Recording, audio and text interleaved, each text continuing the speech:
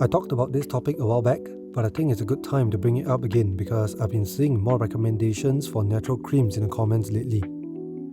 Natural options are always welcome because they generally don't contain as many potentially harmful ingredients. However, there's a reason I don't actively search for or try them, and that's because there has been too many cases where so-called natural creams were found to contain undisclosed steroids. This includes some of the very products that have been recommended in the comments. Now let me clarify. There's nothing inherently wrong with creams containing steroids.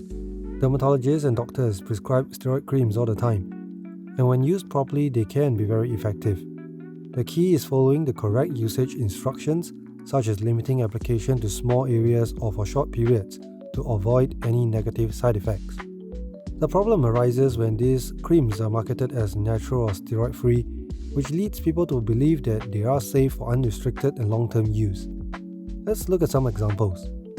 On the product page here, you will see things like herbal formulas, natural and free of chemicals, but this was found to have undisclosed steroids. Here is another example of a popular cream. Same thing, marketed as natural, found to have undisclosed steroids. Here is another. This one strikes close to home because it was actively sold in Singapore. And you know what? Just one more for good measure. You see where I'm coming from? It happens too often. There is a big difference between knowingly using steroid creams and choosing to do so versus using them unknowingly. And because these products are perceived as natural, users may apply them over large areas of the body or use them more frequently than recommended, thinking they're harmless. This kind of unintended misuse can be damaging in the long run. What starts as a seemingly harmless, all-natural product can end up causing skin thinning or other complications due to the steroids hidden within. That's why I personally prefer to get my creams and medication from a trusted healthcare provider like the hospital or my dermatologist. I also approach natural products with a healthy level of skepticism, especially when they come with glowing reviews and even more so when they link a steroid-free report of some sort.